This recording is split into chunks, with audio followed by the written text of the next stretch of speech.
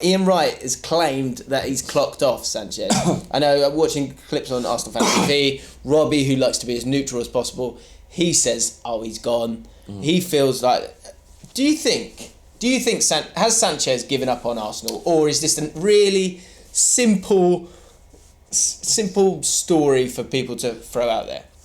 Okay, the boring answer would be he's out of form, and he's head. He's kind of, the likelihood is his head has been turned somewhat.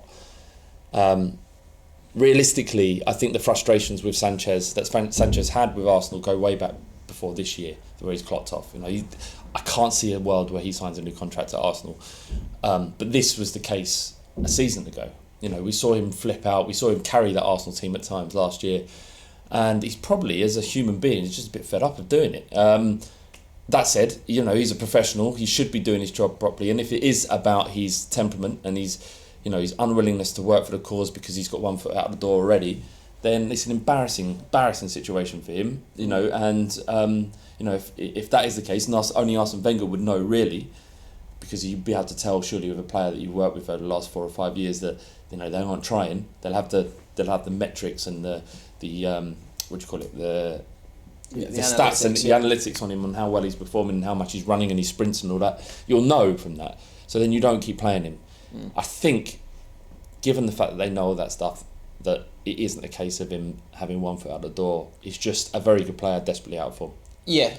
One thing I would say is that, and I'm sure I said this in the summer, is that it's human nature for him to get to October, Arsenal be in the situation that they're in, because I think there was also a huge possibility that it would get to December and they would be out of the title race, because for whatever reason, however good you want to say that squad is, it doesn't play that well. It's consistently not played well enough to get anywhere near a title race. Yeah. So naturally, even if there's a difference between playing at 100% and playing at 75%, you're still running around a lot. Yeah. But the spark's not there, the desire's not there, that hunger to go that little bit extra is maybe not there for someone who's I think a lot of teams' failings have become evident and clear because Man City have been so good.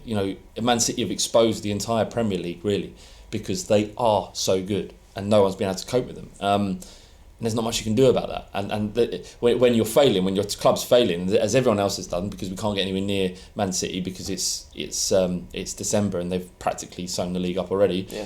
You have to look at your own squad and say this is where are our issues. But I think really the issues are that we don't have, most clubs don't have the money available to them to compete on that level, really. So, everyone's going to look at their own squad and think, how can we be better this year? And that's a positive thing because it's going to make a more competitive league next year. But I don't think many teams are doing much wrong. I think Man City are just incredible. They're so good. Okay, let's talk about some of the greatest games, because it did create this kind of road that I went down looking at old games in the Premier League, and this is one for the weekend. It's about being excited to go to the football. Download the app and join today.